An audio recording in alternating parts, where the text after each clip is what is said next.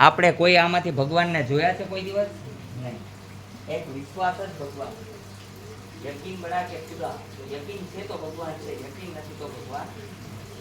એટલે યકીન કરવું જરૂરી.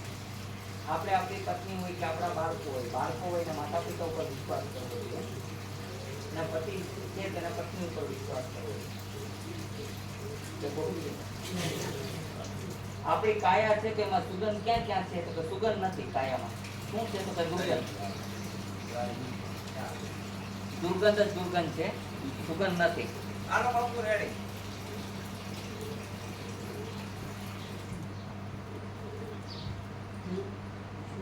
નકા તેલ વાળો ચડાય. ઈ ન ચડાવો, આ ચડાવી દીધો. ઈ શું કરવાનું છે? આ કાયાની અંદર દુર્ગંધ જ દુર્ગંધ છે. તો ક્યાં ક્યાં દુર્ગંધ છે? કે માથામાં કોળો થાય, આંખોમાં ચેપડા નીકળે, કાનમાં મેલ નીકળે કે નહીં, મળમૂત્ર છૂટે, આખી કાયા દુર્ગંધ મારતી છે. અને જે કાંઈ દરદ છે એ આપણી કાયાના છે, આત્માને કાંઈ દરદ નથી. છે દુઃખ કોણ ઉત્પન્ન કરે? આપણે દુઃખ દૂર કરવું છે તો પ્રથમ વાર આપણે મનથી કનેક્ટ થઈને મનથી વિચાર કાઢવાની જરૂર છે. કોઈ પણ રોગને દૂર કરવો હોય તો મનમાંથી કાઢી નાખો કે આ મને નથી તો નીકળશે, પણ ઘર કરી જશે તો નીકળશે નહીં. સૌથી ખરાબ વસ્તુ છે તો કે મન. એટલે તો મહાવીરે, બુદ્ધે બધા એમ કીધું કે જીતેન્દ્રિય બનો. શું બનો? જેવો સર્વ ઇન્દ્રિયોને જીતી લે, જીતેન્દ્રિય પુરુષ છે, અને મન જીતા બનો. મન જીતા કોઈ નામ નથી, મન જીતા એટલે મનને જીતી લે એ માણસ કંઈક બની શકે.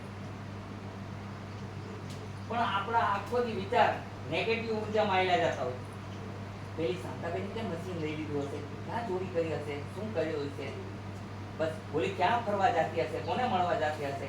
કારણ કે મારા વિચાર જ ખરાબ છે એને કારણે. હું પોતે ખરાબ છું એટલે મને બધાનું ખરાબ જ દેખાવાનું, પણ હું સારી વ્યક્તિ છું, મને બધાનું સારું દેખાશે. કબીર સાહેબે સાફ શબ્દમાં કીધું, બુરા દેખને મેં ચલા બુરા ના મિલ્યા કોઈ, અપની ही बुराई देख ली तो मुझसे बुरा ना मिलिया कोई. એટલે કોઈની બુરાઈ ખોજતા પહેલા માણસે પોતાની બુરાઈ જોવી જરૂરી છે. કોકની માખી ઉડાડતા પહેલા પોતાની માખી ઉડાડવી જરૂરી છે. કોકની ઉડાડવા જાય તો આપણા પડી જાય. અને દાન પુણ્ય એટલું જ કરો જેટલું કરવું જોઈએ. કોઈ મંદિરમાં સોનાની ચાંદીની જરૂર નથી. શંકર ભગવાનના મંદિર છે તો સોનું ચડાવે છે, સાંઈ બાબાનું મંદિર છે તો સોનું ચડાવે છે. એ બિચારા જીવતા ત્યારે કોઈ રોટલો નહોતો દેતા, કપડા પહેરવાના ફાફા પડતા હતા. અત્યારે ત્યાં લાઈન લાગે છે. હું એમ કહું, સાંઈ બાબા સાક્ષાત ત્યાં છે, પ્રગટ છે, તો એને પેલા તો એ બતાવવું જોઈએ કે 500 વાળાને અહીંથી વારો આવે છે ને 1000 વાળાને અહીંથી વારો આવે, એ બંધ થઈ જવું જોઈએ. ખોટી વાત છે? ખ્વાજે ગરીબે નવાજની દરગાહ છે, મોમેડિયન છે, આપણે ના નથી પાડતા. સૌ ધર્મ સરખા, હિન્દુ, મુસલમાન, શીખ, ઈસાઈ બધા સરખા. પણ જે ચાદર ચડાવો છો 5000 ની કે 50000 ની, એ ચાદર ચડેલી ભારી પાછી દુકાને પાછી જતી રહે છે અને પાછી વેચાય છે અને પાછી ચડે છે. તો ખ્વાજે એવું કરવું જોઈએ કે જેને કારણે જે ચાદર ચડી બીજી વાર ચડી ન જાય, અટકાળે કોઈ ચડે ને તો કોક માને. બરોબર? ખોટી વાત છે? શંકર બાપા છે તો શિવ છે, એમ કે છે કે એને શમશાન ગમે છે, મહાણમાં રહેવું ગમે છે, એને ભસ્મ લગાડો તો બહુ મજા આવે છે. તો એને સોનાના પતરાની દિવાલો ચણે છે. પછી કે મહાદેવના મંદિરમાં લૂંટ થાય, આમાં લૂંટ ન થાય તો થાય હું ઈ મને કહો. પછી આ બધા તમને સત્સંગ કરે, પ્રવચન આપે છે, મોટા મોટા 45 લાખ રૂપિયા લે છે, તમને કહે છે કે બધું તમે કામ, ક્રોધ, લોભ, મોહ છોડી દો. એ તો છોડતા નથી. છોડે છે? કોઈને છૂટેલા જોયા તમે કે પૈસા નો લીધા હોય? હાલો, તમે કોઈ જોયા કે કોઈ મહાત્મા વાંચે છે કથા, કોઈ કથાકાર કથા વાંચે તો 45-50 લાખ નહીં લે, એમણે ફ્રી ઓફ વાંચે છે, અને પછી તમે પ્રેમથી જે આપો એમાં રાજી રહે, એવું સાંભળ્યું કે?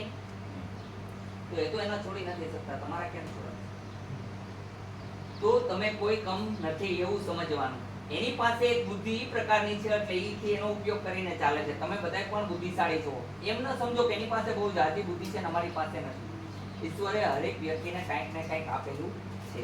આવું સમજવું જરૂરી છે. આવું નથી સમજતા એ જ આપણી ભૂલ છે. એક ઘડિયાળ વાળો છે તે ઘડિયાળ રિપેર કરી શકે છે, ટીવી વાળો ટીવી રિપેર કરી શકે છે. ઘડિયાળ વાળો ટીવી રિપેર નથી કરી શકતો અને ટીવી વાળો ઘડિયાળ રિપેર નથી કરી શકતો. ખોટી વાત તો પાછા. ખેતી કરે છે, ખેતી કામ કરી શકે, ડોક્ટર નોકરી કરી શકે. ડોક્ટરને એમ કહેજો કે હળ જૂતવા જવાનું છે, કરશે? નહીં કરે. એટલે હરેકને પાવરફુલ આવ્યા તો આપણે બધાએ સત્કર્મ કરવાના છે. આ જીવન આપ્યું છે ભગવાને તો શું કરવાનું છે? સત્કર્મ. કેવા? તો ભૂખા છે, આસપાસમાં રહીએ છે એના ઘરમાં દાણા નથી તો આપવા, કોઈની નિંદા ન કરવી, પતિ ભક્તિ કરવી, પર પુરુષ બધાય ભાઈ બાપ દીકરા સમજવા અને મારો પતિ જ મારી માટે ભગવાન છે, આ શ્રેષ્ઠ છે. આમાં ખોટી કીધી હોય તો મને કહેજો. ખોટી કીધી મેં? સતી અંશુએ અવિભક્તિ કરી તો બ્રહ્મા વિષ્ણુ મહેશને બાળક બનાવી દીધા. સતી સાવિત્રીએ રેડી હાલો બાપુ. થઈ ગયું? હા. સતી સાવિત્રીએ એક મિનિટ પૈસા તો લેતા જાઓ તમારા.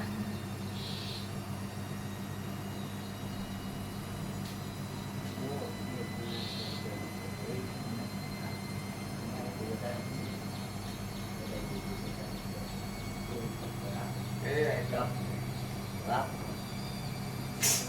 આ જીવન છે. જીવનની અંદર સતી સાવિત્રીએ પતિવ્રતાના ધર્મ પાડ્યો. તે જમરાજને પાછા વાળી દીધા. એના પિતાનું વહેલું રાજ પાછો અપાય. અંધાપો એના સાસુ સસરાનો દૂર કર્યો. પતિનું આયુષ્ય પાછું કર્યું. આ પતિવ્રતા. તમે અહીંયા લગ્ન આવ્યા છો ત્યાં તો તમને કાંઈક મળવું છે. તો એવા સત વિચાર કરજો, કોઈનું હિત કરજો, કલ્યાણ કરજો. તમારામાં જ ભગવાન છે. રામકૃષ્ણ મહાવીર બુદ્ધ આદિ આયા જૈનમાં ઉપરથી ટપકતા મેં કોઈ દિવસ કોઈને જોયા નથી. ઘણા લોકો મંદિરમાં ના પાડે છે કે લેડીઝને નહીં કરવાનું. જો લેડીઝ નો હોત તો ભગવાન નો હોત. પ્રથમ ઉત્પન્ન થઈ શક્તિ. ખુલ્લી ચેલેન્જ છે મારી. પ્રથમ ઉત્પન્ન થઈ શક્તિ. શક્તિ થુ બ્રહ્મા વિષ્ણુ મહેશ ચાર વેદ રચાણા. તમારા શરીરમાં આખા શરીરને ઢાંકતી ચામડી છે. રક્ત સંચાર કરતી નસ નાળિયું છે. દ્રષ્ટિ દેતી આંખું છે. વાણી દેતી જીભ છે. ખોટી વાત હોય તો પાછી આપી દેજો. હલનચલન કરતી આંગળીયું છે. પંજો હોય પણ આંગળીયું ન હોય તો શું કામ કરે પંજો? કહેવાનો મિનિંગ છે કે નારી શક્તિ ઘણી બધી છે. તો એને સમજો. અહીંયા મારે ત્યાં હનુમાનજીના મંદિરમાં કોઈ લેડીઝને દર્શન કરવાની મનાઈ નથી. શંકરના મંદિરમાં પણ મનાઈ નથી. કારણ કે હનુમાનજીને માં હતી એને ખૂબ એનું દુઃખ દીધું ત્યારે મોટા થયા. શંકર બાપા ને શક્તિ છે, શિવ શક્તિ અર્ધ રૂપે અર્ધનારેશ્વર કહેવાના. શિવ અને શક્તિ બે ભેગા જ છે. તો કઈ રીતથી નારીનો વિરોધ છે?